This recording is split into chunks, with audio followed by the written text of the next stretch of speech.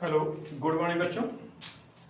चलिए आज हम लोग क्लास 12th का जो इलेक्ट्रोकेमिस्ट्री के बारे में उन्होंने पढ़ा था, याद की थी इलेक्ट्रोकेमिस्ट्री सीरीज, उसकी आज हम लोग प्रॉपर्टी देखेंगे। ठीक है, क्योंकि सीरीज याद करने का फायदा तभी है जब उसकी आपको प्रॉपर्टी पता हो। चूंकि क्वेश्चन प्रॉपर्टी से ही आते हैं और प्रॉपर्टी को अप्लाई कैसे किया जाता है ये पता होना चाहिए। ठीक है, चलिए पहले एक काम करते हैं, सीरीज को मैं यहाँ साइड में लिख लेते हैं ताकि क्वेश्चन समझाने में आपको आसानी रहेगी।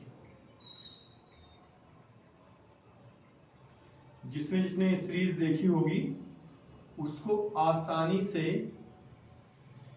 इलेक्ट्रोकेमिकल सीरीज याद हो गई होगी। ठीक है, ना देखी तो पिछली वीडियो देख लेना, इलेक्ट्रोकेमिकल सीरीज को याद करने की मुझे दी हुई है।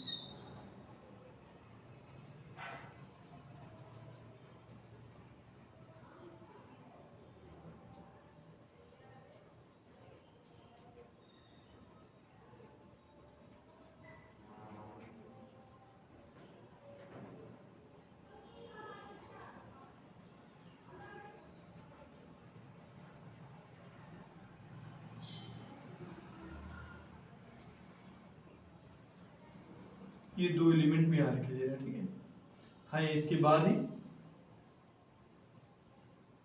ये सीरीज है। ठीक है, तो इसको जब जो सीरीज लिखी गई थी उसको तो हम जानते हैं किस क्रम में लिखी गई थी, मानक इलेक्ट्रोड विभव के बढ़ते क्रम में। ठीक है, अब देखिए और कौन कौन से क्रम इसमें थे। सबसे पहला जो क्रम था वो था कि इसको अपचायक क्षमता,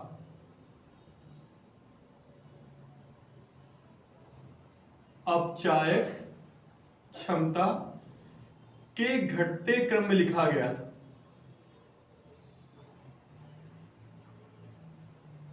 किस क्रम में? घटते हुए क्रम में। अपचायक क्षमता यानी कि रिडक्शन पोटेंशियल। ठीक है, रिडक्शन पोटेंशियल यानी कि अपचायक क्षमता के घटते हुए क्रम में लिखा गया था। इसका सिंपल सा मतलब ये है कि जैसे जैसे आप इस सीरीज में नीचे आते जाएंगे तो तत्व की अपचायक क्षमता जो है वो क्या होती है, कम होती जाएगी। तो जब भी क्वेश्चन आ जाएगा इनमें से कोई चार ऑप्शन में वो दे देगा तुम्हें और पूछेगा कि किसकी अपचायक क्षमता प्रबल अपचायक है या दुर्बल अपचायक है, तो बस आपको इसमें देख लेना वो कहाँ रखे हुए हैं। जो सबसे ऊपर पाया जाएगा वो प्रबल अपचायक हो जाएगा और जो सबसे नीचे पाया जाएगा वो दुर्बल अपचायक हो जाएगा। इसका एग्जाम्पल अगर हम लेना चाहें तो सपोज दैट कि हमारे पास ये चार ऑप्शन है।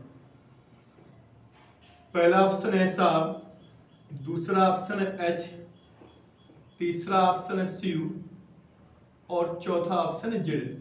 और क्वेश्चन पूछा गया है कि निम्न तत्वों में से सबसे दुर्बल अपचायक क्षमता वाला तत्व कौन सा है।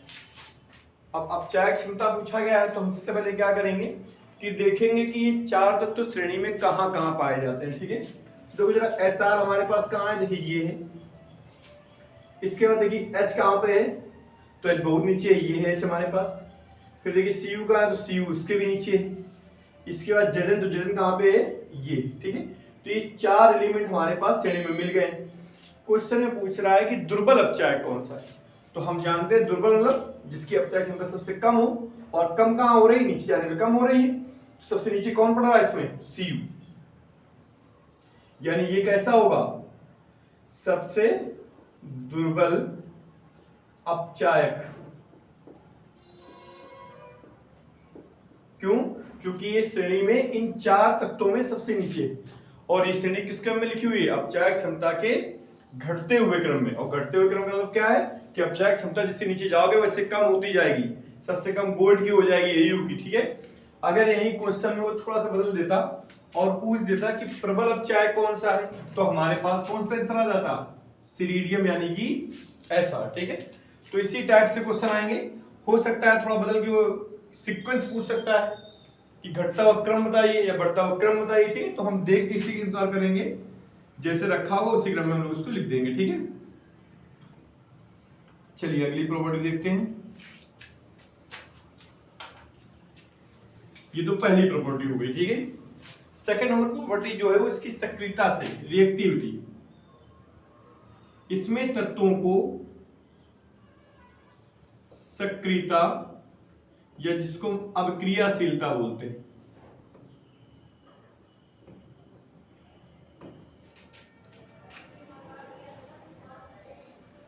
अब क्रियाशीलता के घटते क्रम में रखिए, ठीक है। यानी कि रिएक्टिविटी जो है तत्वों की, वो जैसे जैसे आप नीचे जाएंगे तो तत्व लो रिएक्टिव होता जाएगा, ठीक है, और ऊपर तत्व हाई रिएक्टिव रहेंगे, ठीक है। अब इसमें क्वेश्चन आएगा तब भी ये आ सकता है, ऑप्शन में वो 2-4 ऑप्शन तुम्हें दे देगा और पूछ देगा इनमें सबसे ज्यादा रिएक्टिव कौन सा है, या सबसे लो रिएक्टिव कौन सा है, या हाई रिएक्टिव कौन सा है। तो आपको तरीका पता है कैसे क्या करना है, बस आपको तत्वों को रख देना है और देख लेना है, जो सबसे ऊपर होगा वो हाई रिएक्टिव होगा, जो सबसे नीचे होगा वो लो रिएक्टिव होगा, ठीक है। सिंपल सा फंडा, जैसे इसको किया वैसे इसको भी करेंगे। अब इसकी तीसरी प्रॉपर्टी देख लेते हैं जरा, वो है ऑक्सीकारक क्षमता को लेकर।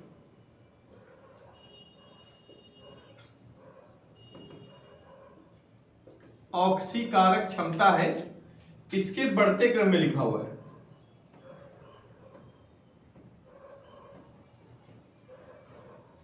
यानी अगर क्वेश्चन में उल्टा दे दे, अब चायक है या ऑक्सीडेशन पोटेंशियल है, अगर वो ऑक्सीकारक क्षमता की बात कर देगा तो फिर हम कहां पहुंच जाएंगे कि उल्टा क्रम हो गया। अब वो कैसा क्रम है, बढ़ता हुआ, यानी नीचे आप जैसे जैसे चलेंगे वैसे वैसे ऑक्सीकारक क्षमता बढ़ती जाएगी। अब जब भी क्वेश्चन आएगा तो आपको क्या देखना पड़ेगा, जैसे मान लो कि हमारे पास क्वेश्चन रखा हुआ है, 4 तत्व में दे दिए गए हैं, Na, Mg, Li, Zn, और उसने कह दिया कि इन तत्वों को ऑक्सीकारक क्षमता के घटते हुए क्रम में लिखिए, ठीक है। यहां पढ़ता उसने घटता हुआ क्रम देख लिया, तो पहले हम देख लेते तो है कहां कहां, तो ये हमारे पास ये है, Mg हमारे पास ये है, Li हमारे पास ये है, और Zn हमारे पास ये। तो क्रम तो ये है, लेकिन ये क्रम कैसा है, बढ़ता हुआ।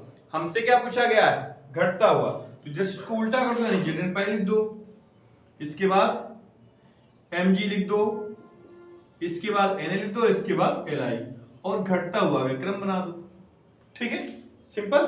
तो बस कुछ नहीं करना है, बस सीरीज अगर आपको याद है तो ये क्वेश्चन यूं चुटकी में हो जाने हैं, ठीक है। बस आपको सीरीज याद रखनी है, ये सीरीज अच्छे से याद होनी चाहिए, इसका इंपॉर्टेंस रोल बहुत ज्यादा है, ठीक है। अगला गुण देख लेते हैं जो कुछ ज्यादा इंपॉर्टेंट है। देखिए इसके क्वेश्चन ये न सोचना कि हम एक ही बता रहे हैं, अभी अगला जब वीडियो आएगा, अभी तो फिलहाल प्रॉपर्टी समझा रहे हैं, उसमें कम से कम इसके 20 क्वेश्चन अच्छे से लेके आएंगे, ठीक है, ताकि आपको अप्लाई करना आ जाए अच्छे से। अगला देखो गुण क्या है, अगला गुण इसका ये है कि इसमें प्रत्येक ऊपर वाला तत्व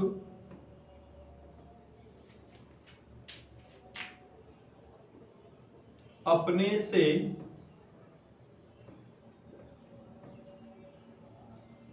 नीचे वाले तत्व को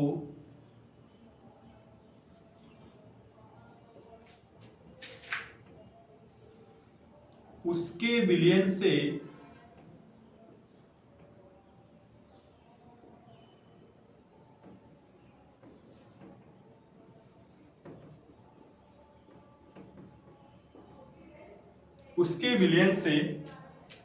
विस्थापित कर देता है। अब इसका मतलब क्या है, तो इसमें कुल मिला के ये वो बताना चाह रहा है कि कौन ज्यादा ताकतवर है, ठीक। फिलहाल तो हमें यहीं से पता चल गया था सक्रियता से कि सक्रियता ऊपर एक ज्यादा नीचे एक कम, तो उसको हटा सकता है। ये उन्होंने एक्सप्लेन भी उसका कर दिया है कि इसमें प्रत्येक ऊपर वाला तत्व, ठीक है, ऊपर वाला तत्व यानी कि जो ऊपर रखा हुआ है वो अपने से नीचे से, ये है तो इसके नीचे जितने भी हैं उनको उसके विलयन से विस्थापित कर देता है। यानी जैसे सपोज दैट कि हमारे पास कोई रिएक्शन दी हुई है, Mg है और प्लस H2SO4 है, तो हम देखेंगे कि Mg जो है वो देखो ऊपर और H2SO4 H जो है वो नीचे, तो रूल के अकॉर्डिंग Mg क्या करेगा, H को हटा देगा और यहां पे बना लेगा MgSO4 और प्लस H2, ठीक है। तो ये रिएक्शन हम कहेंगे कि बिल्कुल सही है, क्यों, क्योंकि रूल हमारा यही तो कह रहा है कि प्रत्येक ऊपर वाला तत्व तो अपने से नीचे वाले तत्व को उसके विलयन से विस्थापित कर देता है। बस यही चेक करने के लिए आपको बताया जाएगा जिसे मान लो कि क्वेश्चन ये दे दिया गया,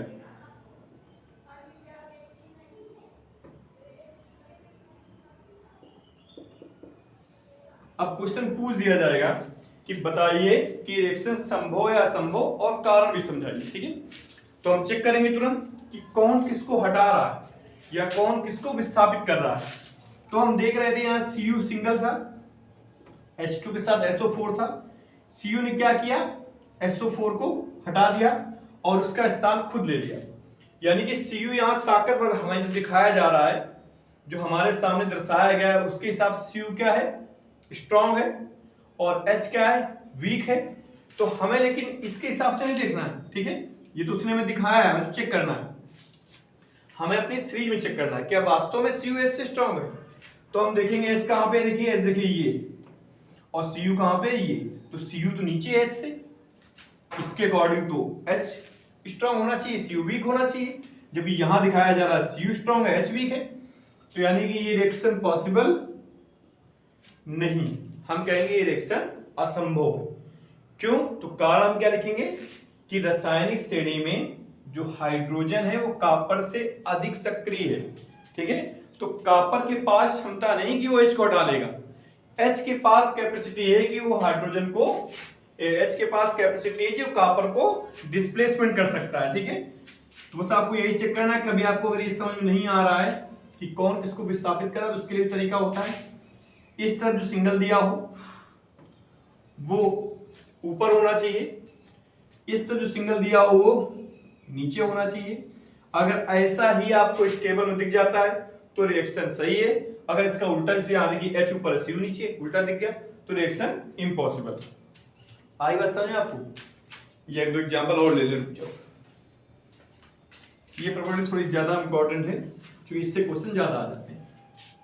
इससे कैसे कभी कभी क्या करता है वो, थ्योरेटिकल क्वेश्चन तुमसे पूछ सकता है, तुमसे वो पूछ देगा कि सिल्वर नाइट्रेट का एक विलयन है, AgNO3 का एक विलयन है, इसमें उसने लोहे की कील डाल दी, Fe की एक कील डाल दी। ठीक है, तो जो सिल्वर नाइट्रेट के विलयन में क्या परिवर्तन आएगा, तो हम क्या देखेंगे, देखिए हमें देखना है Fe है कहां पर, तो Fe तो कहां पर, ये, और Ag कहां पर है, बहुत नीचे है। तो Fe क्या करेगा, तुरंत Ag को हटा देगा और यहां पे क्या आ जाएगा, FeNO3 का होल थ्राइस। ठीक है, यहां में 3 लेना पड़ेगा और यहां पे 3Ag अलग हो जाएगा। ठीक है, तो ऐसे ही हमें डिस्प्लेसमेंट रिएक्शन समझानी है कि उसमें कौन क्या कर रहा है और किस वजह से क्या पॉसिबिलिटीज आ रही हैं, तो वो हमें टेबल और इस प्रॉपर्टी से ही पता चलेगा। अब इसके क्वेश्चन बहुत प्रकार के बनाए जा सकते हैं। ठीक है, जैसे इसका क्वेश्चन ये बन सकता है, एनसीईआरटी का क्वेश्चन आपके, कि जिंक के पात्र में कॉपर सल्फेट का विलयन रख सकते हैं या नहीं, कारण सही समझाइए। देखो जब पात्र में वो विलयन रखने की बात कर रहा है तो मतलब फिर वो रिएक्शन नहीं होनी चाहिए, तभी तो विलयन रख सकते हैं। अगर रिएक्शन हो जाएगी तो पात्र में विलयन रखने का मतलब फिर क्या हुआ, भाई हमें जब विलयन चाहिए होगा तो विलयन बदल चुका होगा। तो हम यहाँ देखेंगे रिएक्शन हो सकती है क्या, देखो जिंक ऊपर है और Cu नीचे, हाँ तो हो सकती है। यानी जैसे ही आप पात्र में CuSO4 डालेंगे तो ZnSO4 बन जाएगा और Cu अवक्षेपित हो जाएगा। तो हम कहेंगे कि नहीं, जिंक के पात्र में कॉपर सल्फेट का विलयन हम नहीं रखेंगे। क्यों, क्योंकि वो तुरंत रिएक्ट कर जाएगा और जिंक क्या करेगा, जिंक सल्फेट में कन्वर्ट कर लेगा अपने आप को और कॉपर को विस्थापित कर देगा, इसलिए हम जिंक के पात्र में उसको नहीं रखेंगे। ठीक है, तो इस तरीके के इसके क्वेश्चन और ये 4 इसके लक्षण। ठीक है, ये आपको तैयार कर लेने हैं, ये टेबल जरूर जरूर जरूर याद होनी चाहिए। ठीक है, और कल इसके हम अलग क्वेश्चन कुछ एक, अभी ये जो क्वेश्चन समझाएं तो इजी थोड़े से, कभी कभी क्या होता है कि वो एलिमेंट नहीं देता, बोल देगा ABCD XYZ, तो उसके हिसाब से क्वेश्चन का तरीका थोड़ा सा बदल जाता है, वो होगा इसी के अनुसार, इसी से ही लगाया जाएगा, लेकिन थोड़ा सा अंतर होगा। ठीक है, तो उसको हम कल लेके आएंगे। आज के लिए बस इतना ही। बस एक बार ध्यान रखिएगा कि अच्छे से, बहुत अच्छे से टेबल को याद कर लीजिएगा। अब हम मिलेंगे नेक्स्ट वीडियो में। ठीक है।